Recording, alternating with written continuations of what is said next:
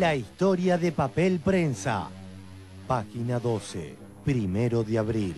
Moreno investiga a Papel Prensa. El secretario de Comercio Interior, Guillermo Moreno, firmó ayer una resolución a través de la cual les solicita a los directores del Estado en Papel Prensa que recopilen documentación de donde surjan constancias que aclaren la verdad en orden al traspaso de las acciones que pertenecieron al señor David Graeber como socio de dicha empresa.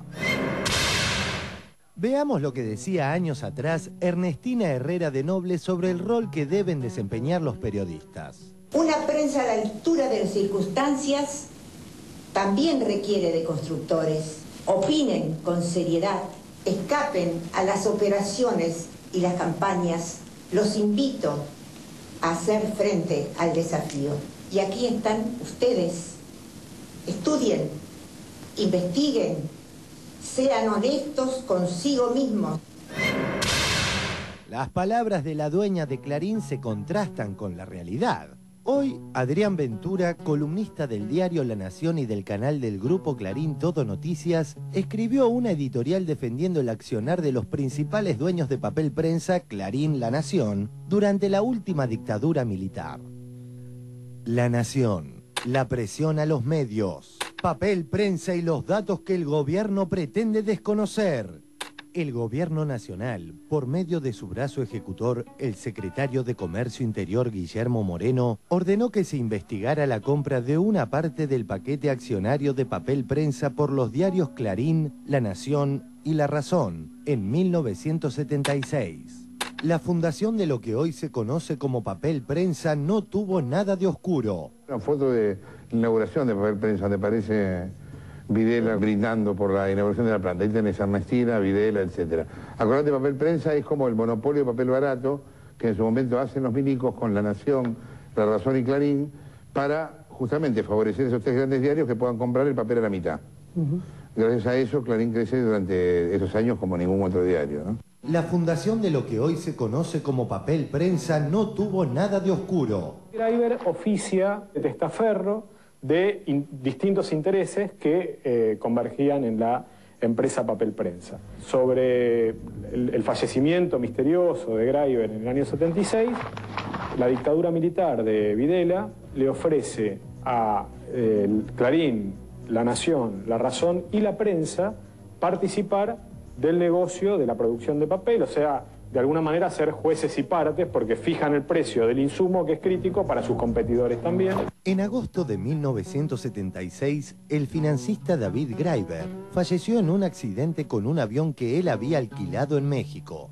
Entonces, Galería Da Vinci Sociedad Anónima, sociedad del Grupo Graeber, le vendió una parte mayoritaria del paquete accionario mayoritario a Fapel, Clarín, La Nación y La Razón. Decime, ¿dónde estaba la familia Graeber cuando Clarín asumió la propiedad de Papel Prensa? ¿Sabes dónde perdió la familia Graeber la propiedad de Papel Prensa? En una mesa de tortura. La fundación de lo que hoy se conoce como Papel Prensa no tuvo nada de oscuro. ¿Sabes dónde perdió la familia Graeber la propiedad de Papel Prensa? En una mesa de tortura. Luego del golpe de 1976, Graeber muere en un accidente de aviación en México nunca esclarecido. Su viuda y sucesora, Lidia Papaleo, tu hermana, comienza entonces el proceso de venta de sus bienes. Fueron socios del proceso y además tomaron una empresa como Papel Prensa sin tener participación alguna, directamente desde afuera hacia adentro. Yo los vi, a los militares vestidos de militares, a los civiles vestidos de civiles y a los señores de los tres grandes diarios de este país saqueando una empresa de un grupo familiar que estaban todos presos, juzgados por tribunales de guerra y condenados. Bajo tortura sacaron las declaraciones y ahí estamos. El testimonio de Osvaldo, gracias a la ley de medios que hoy está vigente, prácticamente no fue conocido. Y no se lo contó nadie a Osvaldo, no lo leyó en ningún libro, lo vivió, es la verdad. Hoy la información nos oculta la información. La información en muchos casos solo sirve para ocultar otra información. Se difunde una información que nos impide acceder a la buena información. Es lo que yo llamo la censura democrática. El testimonio de Osvaldo, gracias a la ley de medios que hoy está vigente, prácticamente no fue conocido. ¿Cómo?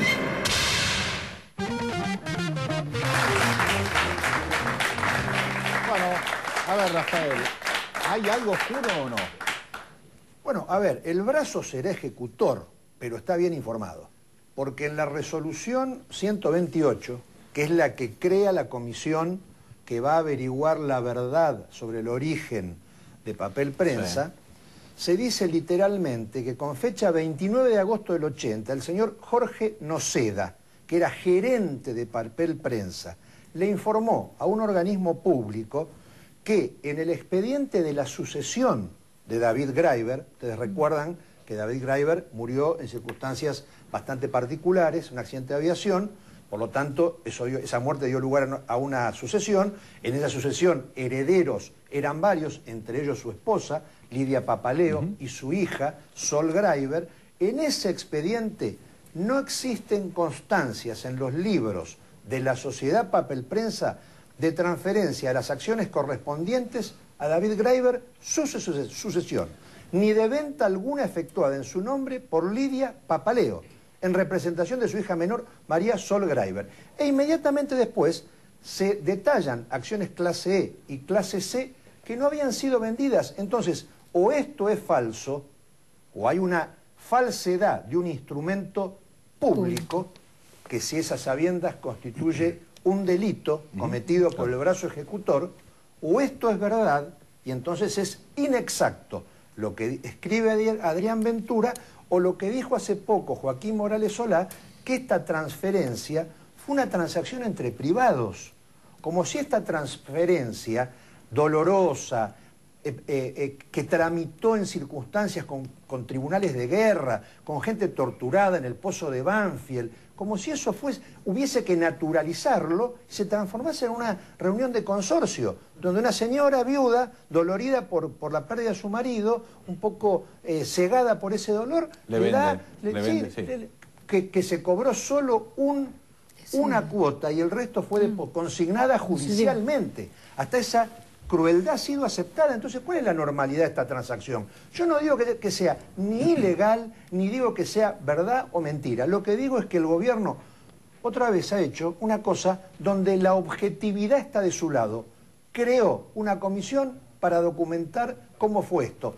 La situación de suspensión de la actual ley de medios ha motivado, entre otras cosas, que esta resolución de Moreno tampoco se conociera, como la declaración de Papaleo. A ver, Gabriel. Bueno, son 30 años, ¿no?, de silencio explícito.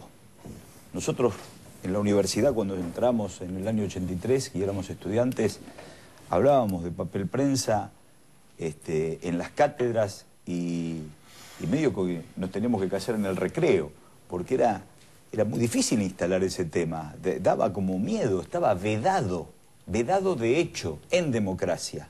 De eso no se habla, de cómo fue el origen de Papel Prensa. Por eso, claro, la posibilidad de discutir la ley de medios, la construcción que se hizo de la ley de medios en la pluralidad de los foros, permitió que voces como la de Osvaldo Papaleo y tantos otros sectores y ciudadanos puedan aparecer.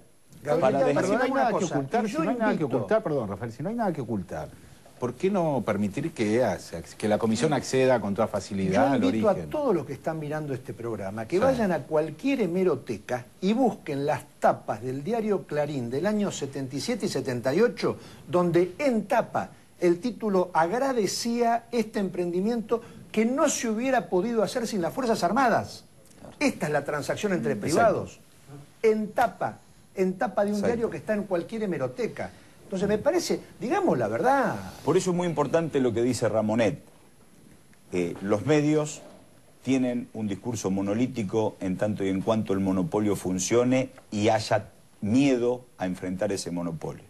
Cuando aparece un contradiscurso explícito, y aparece porque debe aparecer, porque la democracia no puede obturarse, y aparece un contradiscurso, empieza a deteriorarse el discurso monolítico y aparecen los exabruptos que se cometen. Es persecución, eso es persecución a la libertad de expresión. Pero por eso Ramonet plantea, el monopolio tiene una voz y es complicada. Cuando aparecen otras voces y aparece algo fundamental, que es el observatorio de los medios, el observatorio en esto es un observatorio, discutimos, charlamos, tenemos distintas opiniones, pero eso fractura y le da en el plexo al riñón del monopolio, que entonces lo que antes decía el diario La Nación como una verdad irrefutable y ya quedaba para siempre, hoy está cuestionada, y está cuestionada con opiniones, solo con opiniones, bueno, pero van a tener que ocuparse de seguir ocultando pruebas, como la que recién plantea Rafael. ¿No hay una similitud en la manera de tratar el tema, el de papel prensa, con el de los hijos de Ernestina de Noble? ¿No es como un método que utilizan para tratar distintos temas, ¿no? Sí, hay algo que ocultar ahí, eso es lo que...